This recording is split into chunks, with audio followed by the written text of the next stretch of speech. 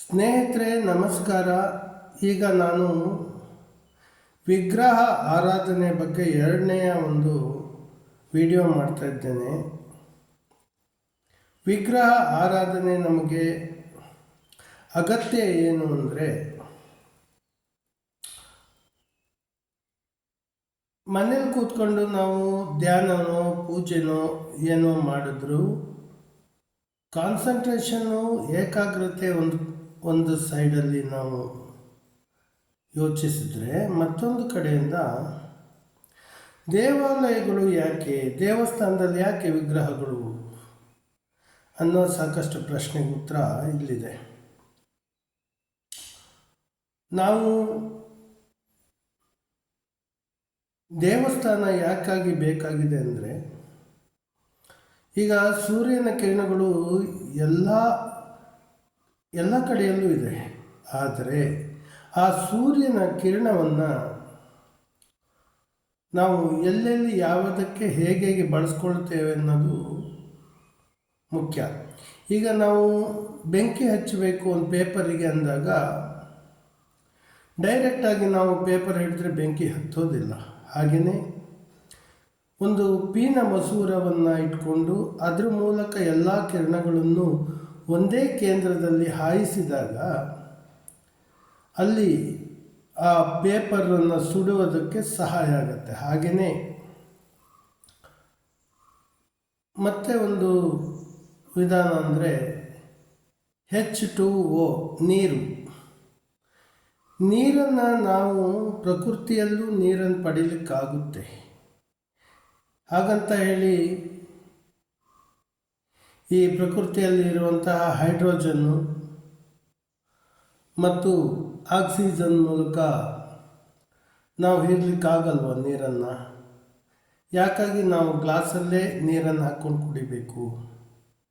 ಹಾಗೆ ನಾವು ಈ ಪ್ರಕೃತಿಯಲ್ಲಿ ಹೀಗೇ ಹೀರ್ಬೋದಲ್ಲ ಅಂತ ಹೇಳಿ ನಾವು ನೀರನ್ನು ಹೀರ್ಕೊಂಡು ಕುಡಿಲಿಕ್ಕಾಗಲ್ವಾ? ಆದರೆ ಅದನ್ನು ಗ್ಲಾಸಲ್ಲೇ ಕುಡಿಬೇಕು ಯಾಕೆ? ಹಾಗಾಗಿ H2O, ಹೈಡ್ರೋಜನ್ನು ಮತ್ತು ಆಕ್ಸಿಜನ್ನು, ಇವು ಎರಡು ಸೇರಿದಾಗ ಅಲ್ಲಿ ನೀರಾಗುತ್ತೆ. ಹೈಡ್ರೋಜನ್ನು ಆಕ್ಸಿಜನ್ಗಳ ಸೇರಿಕೊಂಡಾಗ ನೀರಾಗುತ್ತೆ. ಆ ನೀರನ್ನು ಗ್ಲಾಸಲ್ಲಿ ಹಾಕಿ ಕುಡಿಬೇಕು. ಹಾಗೆಯೇ ದೇವಸ್ಥಾನ ಅನ್ನೋದು ಒಂದು ಭಕ್ತಿಯ ಕೇಂದ್ರ, ಧಾರ್ಮಿಕ ಕೇಂದ್ರ ಆಗಿರುತ್ತೆ. ಹಾಗಾಗಿ ಎಲ್ಲ ಭಕ್ತರು ಆ ಕ್ಷೇತ್ರದಲ್ಲಿ ಹೋದಾಗ ಪ್ರಾರ್ಥನೆಯನ್ನು ಮಾಡಿಕೊಂಡಾಗ ಅಲ್ಲಿ ಆ ಭಗವಂತನ ಒಂದು ಪಾಸಿಟಿವ್ ಎನರ್ಜಿ ಇರುತ್ತೆ. ಇದು ಮುಖ್ಯ ಕಾರಣ. ಅಲ್ಲಿ ಎಲ್ಲೆಲ್ಲೋ ಬೀದಿ ಮೇಲೆ ಪೂಜೆ ಮಾಡಲಿಕ್ಕೆ ಆಗೋದಿಲ್ಲ. ದೇವಸ್ಥಾನ ಅಂತ ಒಂದು ಇರುತ್ತೆ. ಹಾಗೆಯೇ ವಿಗ್ರಹದ ಆರಾಧನೆಯಲ್ಲಿಯೂ ಸಹ ವಿಗ್ರಹ ಆರಾಧನೆಯನ್ನು ಕೆಲವರು ಇಷ್ಟಪಡದೇ ಇರಬಹುದು. ಆದರೆ ಅದರಲ್ಲಿ ಅದರದ್ದೇ ಆದ ಒಂದು ಶಕ್ತಿ ಇರುತ್ತೆ. ಅಂದರೆ ವಿಗ್ರಹದಲ್ಲಿ ನಾವು ಭಗವಂತನನ್ನು ಕಾಣೋದು. ವಿಗ್ರಹನೇ ಭಗವಂತ ಅಲ್ಲ, ವಿಗ್ರಹನೇ ದೇವರಲ್ಲ. ಆದರೆ ವಿಗ್ರಹದಲ್ಲಿ ಆ ಭಗವಂತನನ್ನು ಆವಾಹನೆ ಮಾಡಿ ಪೂಜಿಸುವಂತಹ ವಿಧಾನ ನಮ್ಮ ಹಿಂದೂ ಧರ್ಮ. ಆ ವಿಧಾನದಲ್ಲಿ ಪೂಜೆ ಮಾಡುವಾಗ ಅಲ್ಲಿ ಒಂದು ಶಕ್ತಿ ಅನ್ನೋದು ಇದ್ದೇ ಇರುತ್ತೆ. ಈಗ ಉದಾಹರಣೆ, ಮೇಳದಲ್ಲಿ ಸ್ನಾನ ಮಾಡೋದು ಯಾಕೆ? ಮಲ್ಲಿಕಾರ್ಜುನ ಖರ್ಗೆ ನಮ್ಮ ಹಿಂದೂ ಧರ್ಮದ ವಿರೋಧಿ, ಅವನು ಕಾಂಗ್ರೆಸ್ ಪಕ್ಷದವರೇ ವಿರೋಧಿಗಳು. ಹಾಗಾಗಿ ಕುಂಭಮೇಳದ ಸ್ನಾನದ ಬಗ್ಗೆ ವಿಚಿತ್ರವಾಗಿ ಮಾತಾಡ್ತಾರೆ.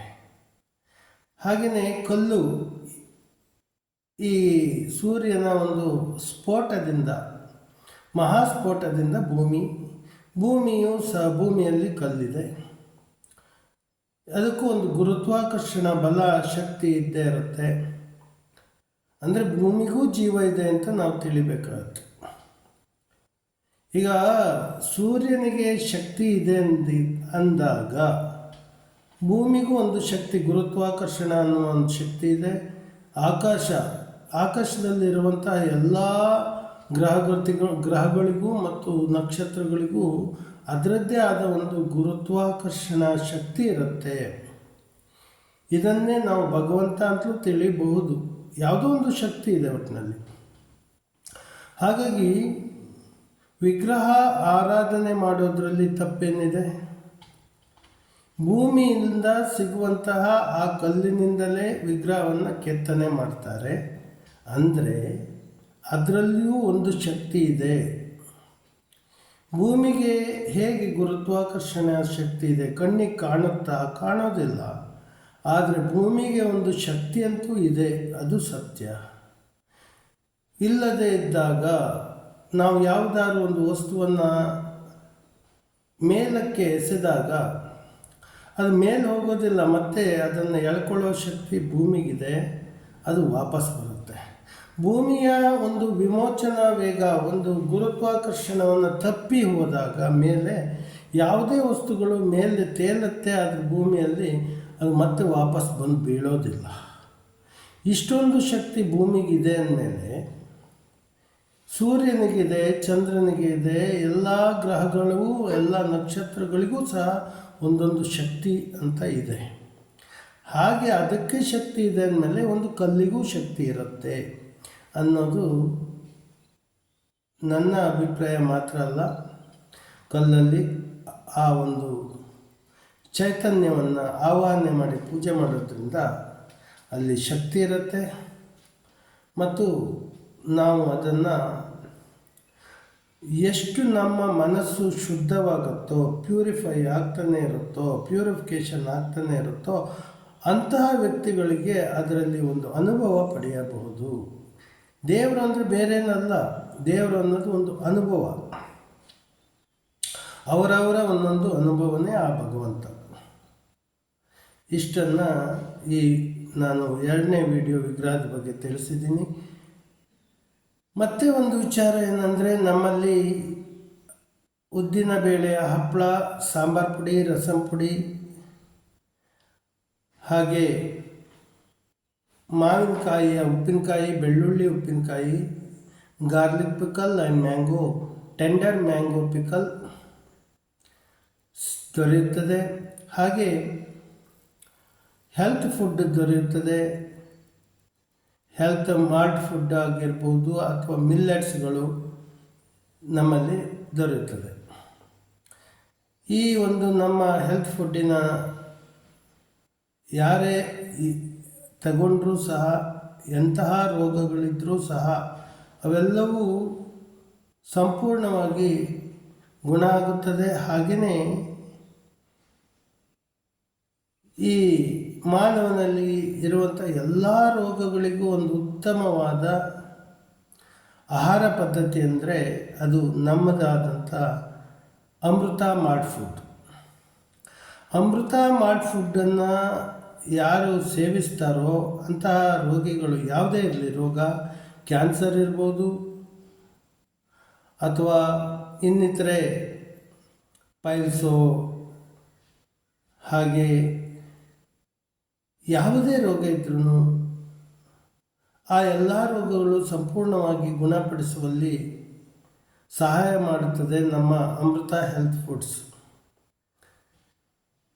ವೈದ್ಯರ ಔಷಧೋಪಚಾರಗಳು ಹಾಗೂ ವೈದ್ಯರ ಸಲಹೆಯ ಮೇರೆಗೆ ಅವರಿಂದ ತೆಗೆದುಕೊಂಡ ಔಷಧದ ಜೊತೆಗೆ ನಮ್ಮ ಆಹಾರ ಪದ್ಧತಿಯನ್ನು ಯಾರು ಫಾಲೋ ಮಾಡ್ತಾರೋ ಅಂತಹ ವ್ಯಕ್ತಿಗಳಿಗೆ ಅತಿ ಶೀಘ್ರವಾಗಿ ಅವರಲ್ಲಿರುವ ಎಲ್ಲ ರೋಗಗಳು ವಾಸಿಯಾಗುತ್ತೆ. ವಾಸಿ ಆಗುವಲ್ಲಿ ಸಹಾಯ ಮಾಡುವಂತಹ ಉತ್ತಮ ಆಹಾರ ಪದ್ಧತಿ ಅಂದರೆ ಅದು Amrutha health foods, Koteshwara, Kundapura taluk, Udupi district. Amrutha health foods ನಮ್ಮದು ಕಾಂಟ್ಯಾಕ್ಟ್ ನಂಬರ್ 7795971336. ಇದು ನಮ್ಮ ಕಾಂಟ್ಯಾಕ್ಟ್ ನಂಬರು. ಕೊರಿಯರು ಅಥವಾ ಪೋಸ್ಟ್ ಮೂಲಕ ನಾವು ನಮ್ಮ ಹೆಲ್ತ್ ಫುಡ್ಗಳನ್ನು ಕಳಿಸ್ತೇವೆ. ಹಾಗೆಯೇ ಉಪ್ಪಿನಕಾಯಿ, ಸಾಂಬಾರು ಪುಡಿ, ರಸಂ ಪುಡಿ ಬೇಕಾದವ್ರಿಗೂ ಸಹ ನಾವು ಹಾಗೆ ಹಪ್ಪಳಗಳನ್ನು, ಯಾವುದೇ ವಸ್ತುಗಳು, ಪದಾರ್ಥಗಳು ಬೇಕಾದಲ್ಲಿ ನಾವು ಕೊರಿಯರ್ ಮೂಲಕ ಕಳಿಸಿಕೊಡಲಾಗುತ್ತದೆ. ಅಹಿಂಸಾ ಪರಮೋ ಧರ್ಮ, ವೃಕ್ಷೋ ರಕ್ಷತಿ ರಕ್ಷಿತಃ, ಸತ್ಯಮೇವ ಜಯತೆ. ವಿಶ್ವ ಜೀವ ಸಂಕುಲ ಧರ್ಮ. ಹರಿ ಓಂ ನಮಸ್ಕಾರಂ. ಇನ್ನು ನೆಕ್ಸ್ಟ್ ವಿಡಿಯೋದಲ್ಲಿ ಬೇರೆ ಇನ್ನು ಮ್ಯಾಜಿಕ್ಕು ಅಥವಾ ಬೇರೆ ಇನ್ನಿತರ ಯಾವುದಾದ್ರೂ ಒಂದು ವಿಚಾರವನ್ನು ತೆಗೆದುಕೊಂಡು ಬರ್ತೇನೆ. ಇಲ್ಲಿಗೆ ಈ ವಿಡಿಯೋ ಮುಗಿಸ್ತಾ ಇದ್ದೇನೆ. ಎಲ್ಲರಿಗೂ ನಮಸ್ಕಾರ ಮತ್ತೊಮ್ಮೆ.